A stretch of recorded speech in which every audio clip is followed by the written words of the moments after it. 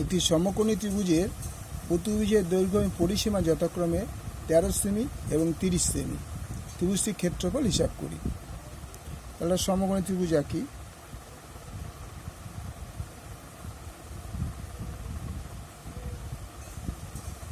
এটা 90 ডিগ্রি। নাম দি P Q R. তাহলে সমকোণী ত্রিভুজের কোন বলেছে, এইটা বলে দিয়েছে 13 সেমি, অতিভুজটা বলেছে 13 সেমি। তাহলে আমরা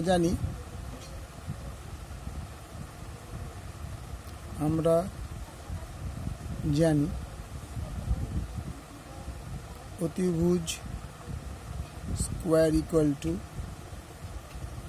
লম্ব স্কোয়ার প্লাস ভূমি স্কোয়ার। তাহলে অতিভুজ কি আছে?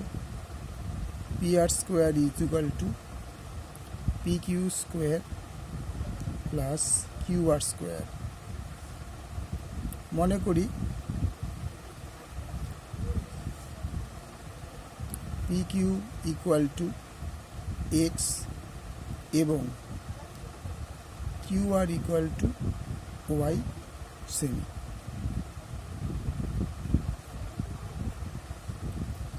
P Q equal to X সেমি আর Q R equal to Y সেমি। তাহলে এটা কি হবে?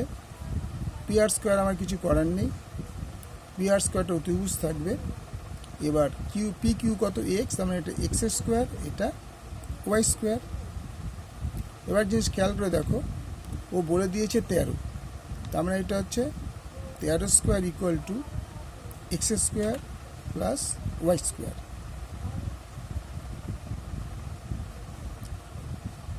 তাহলে যদি দুদিকে রুট করি, আচ্ছা দরকার নেই, আমাদের একবারই করা যায় যদিও, ঠিক আছে রুট করে দিই, দুদিকে রুট করে দিই।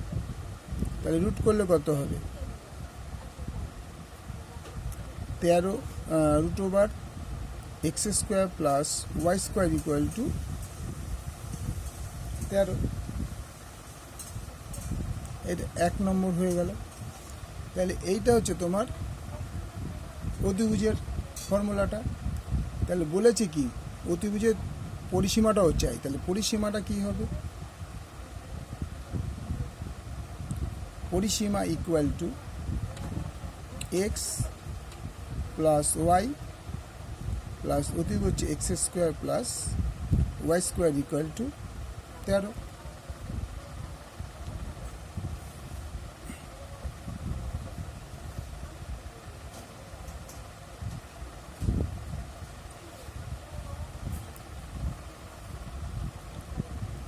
তাইলে পরিসীমা বেরিয়ে গেল। এবার বলছি ত্রিভুজটি ক্ষেত্রফল হিসাব করি। ত্রিভুজের ক্ষেত্রফল কত বলেছে? 30।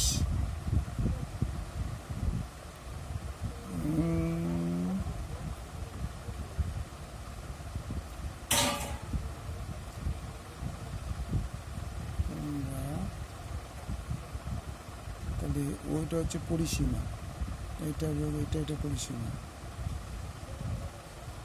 তাহলে এটা 1 নম্বর হয়ে গেল।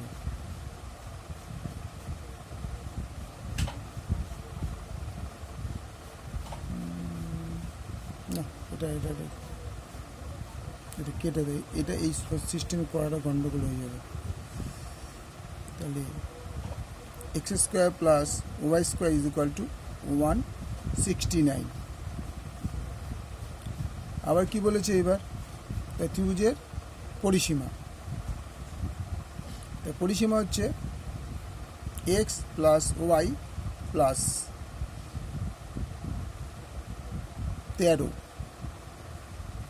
Equal to 30।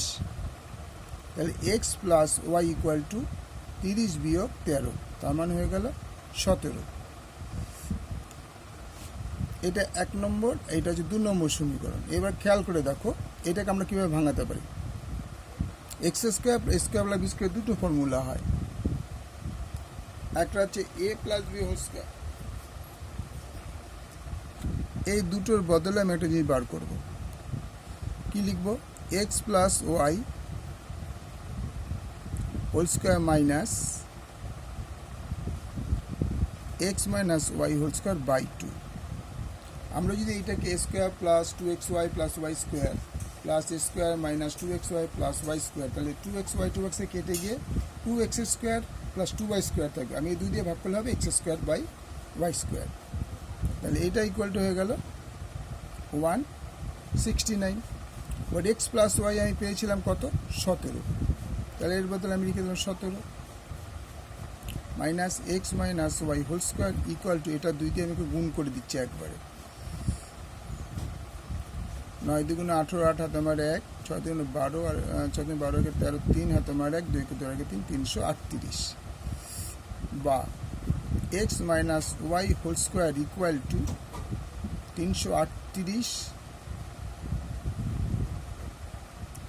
X minus Y whole square equal to 338 বিয়োগ 289। তার মানে রাফি করে নাও, 338 থেকে 289 বাদ দিয়ে দাও, 289। 9 হলে তোমার 1, 9 4 49, তার মানে 49 বা X minus Y equal to 7। এটা হয়ে গেল 3 নম্বর সমীকরণ। এটা 3 নম্বর সমীকরণ হয়ে গেল। তাইলে আমি কি পেলাম? এক্স প্লাস ওয়াই পেলাম 17, এক্স মাইনাস ওয়াই পেলাম 7।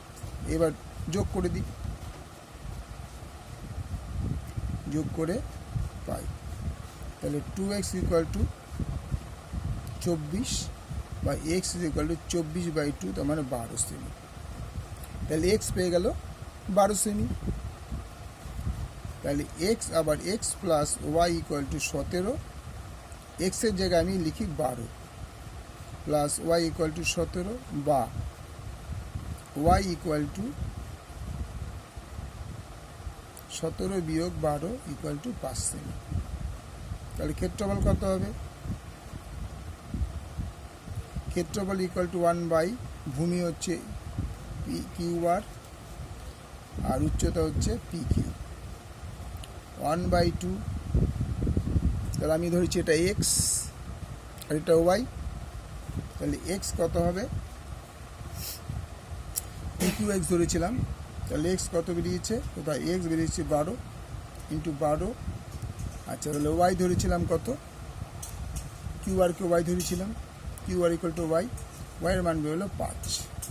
তাহলে 6 দুগুণে 12, তো 5 6 30 বর্গ, 30 বর্গ সেমি। Okay, thank you.